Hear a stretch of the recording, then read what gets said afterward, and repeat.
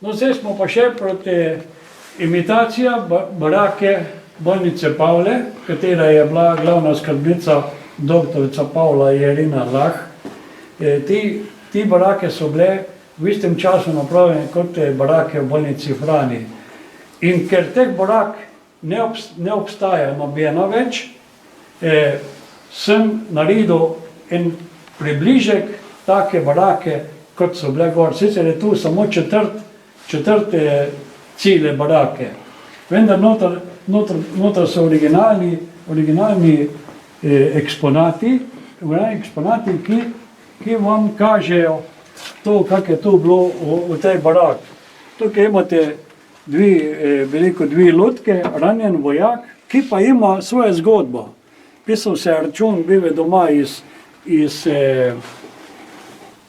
dol pri Gorici bil doma in je bil ranjen ta dol na Postojn, v glavo, v kolk in v noga. In tega ranjenca so pripeljali z valovi gor na vojsko in pa pol dol v bolnico Pavla.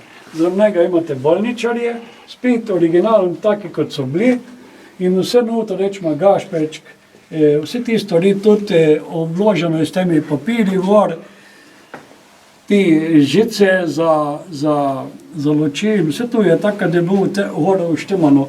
V tej vitrini noter sem pa najbolj vesel bil, ko sem dobil kirurški pribor od tega doktorja, doktor Anton Ciccarelli. On je bil sicer Italijan, po razpadu Italije se je pridružil goriški fronti in se je javil doktor Gala in so ga pa sprejeli noter in je bil kirurg, glavni kirurg med temi kirurgi gor na bojnem polju, ker so že tam reševali ranjene vojake in potem kasneje je hodil po teh barakah in jih noter še dokončno zdravil ali pa operiral.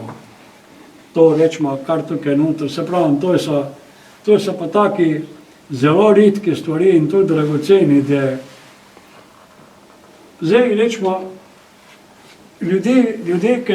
ljudje tisti, ki to uvije, ki se malo tega zavedajo, to uvijo, ampak moti me pa to rečemo, ker so že mlajše generacije, ki pa tega ne jamljajo več tako resno in ne vem, kot bi ena risanka gledal, ker se mi prav čudno zdi, ker niti nimajo tega občutka, da so ti ljudje mogli grozno trpiti in se žrtvovati za tega, da danes mi govorimo slovensko tukaj. Če ne, jaz mi ne pravim, če ne bi bilo teh, potem bi tukaj govorili italijansko, gor na Štajerskem, pa Gorenjskem, pa nemško.